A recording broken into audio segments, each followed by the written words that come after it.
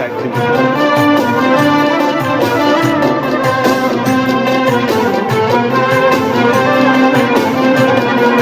Değerli şair kardeşim, İntiqam Kəlbəcərli Laçın qayasına dönüş şeirinde yazır ki: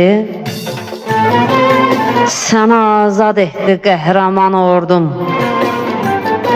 a gözəl oylağım, a gözəl yurdum.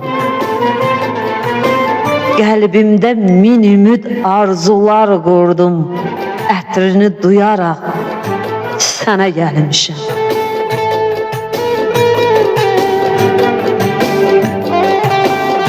Laçınlar yuvası, Laçın qayası, şahinlər məskəni qartal yuvası, qəhrəman elimin qeyrət qalası, hüsnünə valihəm, yenə gəlmişəm.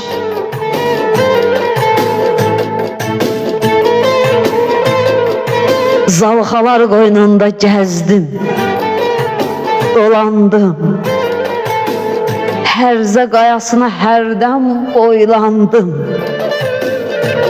Şırşır bulağından bir udum aldım, heyranam başında dənə dönmüşəm.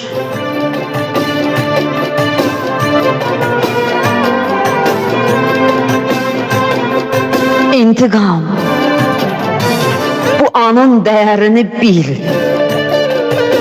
Həddini aşana həddini bildir.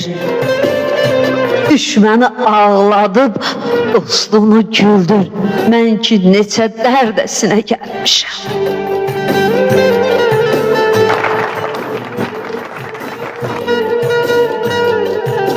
Qələmin hər daim yazar olsun değerli kardeşim.